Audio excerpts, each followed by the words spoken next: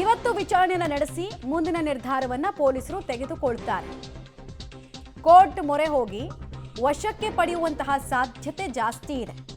Anticipatory bale ಅನ್ನು ಹಾಕೊಂಡಿದ್ನಲ್ಲ ಮುಂಚೆನೆ, so ಯಾವ್ಯಾವ ರೀಸನ್ಗೆ ಈತನನ್ನ ವಶಕ್ಕೆ ಪಡೆಯುವಂತಹ ಅನಿವಾರ್ಯತೆ ಇದೆ ಅನ್ನೋದನ್ನ ಪೊಲೀಸರು ಕೂಡ ಹೇಳಬಹುದು.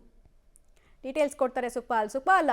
ಇದು ಅರೆಸ್ಟ್ ಆಗೋ ಸಾಧ್ಯತೆ ಎಷ್ಟು ಅಂತ. ತುಂಬಾ ಗಂಭೀರವಾದಂತಹ ಆರೋಪ, ಇನ್ನೊಬ್ಬರ ಧಾರ್ಮಿಕ ಭಾವನೆಗೆ ತಂದಂತಹ ಆರೋಪ ಈ ವ್ಯಕ್ತಿ ಮೇಲಿರೋದ್ರಿಂದ ಅರೆಸ್ಟ್ ಆಗ್ತಾನ, ಆದ್ರೆ ಯಾವಾಗ ಅಂತ. ಈಗ ಇವತ್ತು ಸದ್ಯಕ್ಕೆ ಆತನನ್ನ ವಿಚಾರಣೆ ಮಾಡಿ ಕಳಿಸುವಂತ ಸಾಧ್ಯತೆಗಳೇ ಹೆಚ್ಚಾಗಿರುವಂಥದ್ದು. ಅಂದ್ರೆ ಆತನನ್ನ ಇವತ್ತು ವಿಚಾರಣೆಗೆ ಆಗಬೇಕು ಅನ್ನುವಂಥದ್ದು ಒಂದು ಕಡೆ. ಇನ್ನೊಂದು ಕಡೆ ಆತ ಈ ಪ್ರಕರಣಕ್ಕೆ ಸಂಬಂಧಪಟ್ಟಾಗೆ ಆತನಿಗೆ ವಿಚಾರಣೆಗೆ ಹಾಜರಾಗಬೇಕು ಅನ್ನುವಂಥ ಎರಡೆರಡು ನೋಟಿಸ್ ಕೊಟ್ಟರು. ಆ ಸಂದರ್ಭದಲ್ಲಿ ಆತ ಠಾಣೆಗೆ ಬರದೆ ನೇರವಾಗಿ ಬಂಧನ ಆಗುತ್ತೆ ಅನ್ನುವಂಥ ಭೀತಿಯಲ್ಲಿ ಆತ ಹೋಗಿ ನಿರೀಕ್ಷಣಾ ಜಾಮೀನನ್ನು ಪಡೆದಿದ್ದಾನೆ. ಈಗ ನಿರೀಕ್ಷಣಾ ಜಾಮೀನಲ್ಲಿ ಇದ್ದಾನೆ. ಅದರ ಜೊತೆಗೆ ನ್ಯಾಯಾಲಯದಲ್ಲಿ ಆ ನಿರೀಕ್ಷಣಾ ಜಾಮೀನು ಕೊಡುವಂಥ ಸಂದರ್ಭದಲ್ಲಿ ಕೆಲವೊಂದು ಕಂಡೀಷನ್ಗಳನ್ನು ಹಾಕಲಾಗಿತ್ತು.